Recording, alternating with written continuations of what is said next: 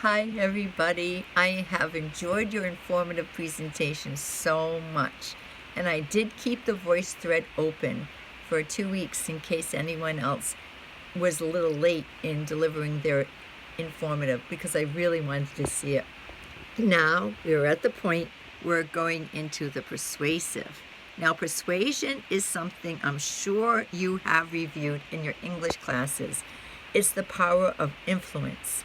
You are going to do a presentation of your own choosing that you care about, that your goal is to convince or to motivate or to inspire change in your audience, to get us to change an attitude, change a behavior, to do something, not to do something, to think about something differently, but you want to affect or influence your audience. And with your In the News and informative, because we like each other and we are a community, we have already done that in so many ways. When Rashida was speaking about Lewis Carroll so eloquently, I really did feel like I was watching Masterpiece Theater, and that's a great compliment from me because I love Channel 2. It made me go back to Lewis Carroll, and I started reading some of Lewis Carroll's work. That wasn't a persuasive speech, but it did influence me. So we have already been influencing each other. You just have to think of something that you care about. Maybe it's a favorite book or a movie or a lifestyle or an exercise plan or a class that you took or a vacation spot or what to do with one day off. Remember that movie Ferris Bueller's Day Off? Maybe you want to do a persuasive speech of maybe what you would do with a day off, and it could be all your opinion, but yet done so confidently that you are influencing your audience. So that is the art of persuasion. You can have fun with it, and that's next week's assignment. But for this last 2 weeks, right before the break, we had the informative. And this is the list, the mighty list of students who contributed. Janessa, Johnny, Jacob, Daryl, Caitlin, Rashida, Curtis, Delinia, Ashley, Selena, and Brody. Isn't it great? It really is. And this is what you look like. So I hope you're going beyond just the 3 students you need for the journal and watching everyone. And we watch each other grow. You know, this week Daryl did Kevin Hart. And again, that influenced me. I have Kevin Hart's book on audio, on Audible, like I listened to it, and I started listening to it again because I really appreciate him. Janessa talked about the Willow Project. Each person here gave of themselves. Delinia did, Johnny did, Caitlin did, Brody, Curtis, Ashley, of course Rashida, you gotta watch Rashida's. And then you gotta watch them all, and Selena and Jacob. Everyone gave their best for informative.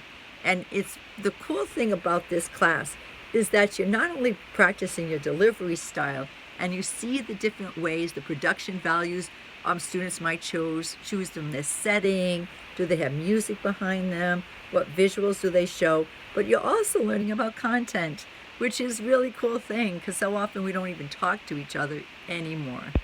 The other thing I wanted to announce, other than the next speech is persuasion, and we really are at the halfway point now, is that on April 12th, of course, this does not apply to the 11 students who did their informative speeches, but maybe in another class or you know someone.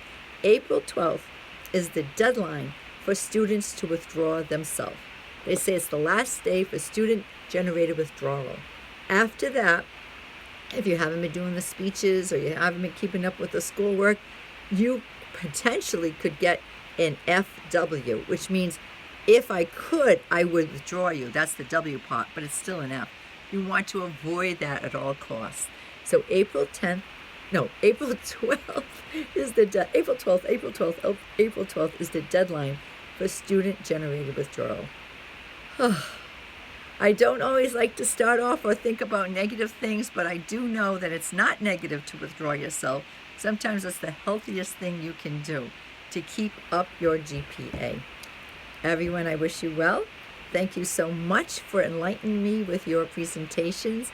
I've enjoyed watching your growth, and you are growing, you are changing, I can see your shoulders relaxing. I can see the eye contact has increased.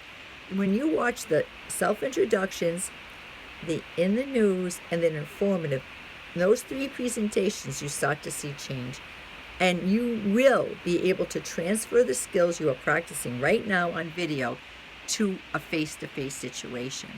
I had a student some years ago who was in my asynchronous class just like this, and he was up to be valedictorian, and he won the position because it really is a little bit of competition. They send out letters to everyone who has a certain GPA at graduation saying if they'd like to create a letter saying why they should be valedictorian or what's their interest, and then a rough outline of their speech. Anyway, he was in my asynchronous class just like you, and it's a committee that selects, but of course I was voting for him. But he made it to valedictorian, and then I was working with him, and he said, okay, the only speeches I've done are on video. How can I transfer those skills? I said, it's the same skills. You're going to do good posture, good facial expression. You're going to use your hands when appropriate. You're going to look at your audience, sincerity in your voice.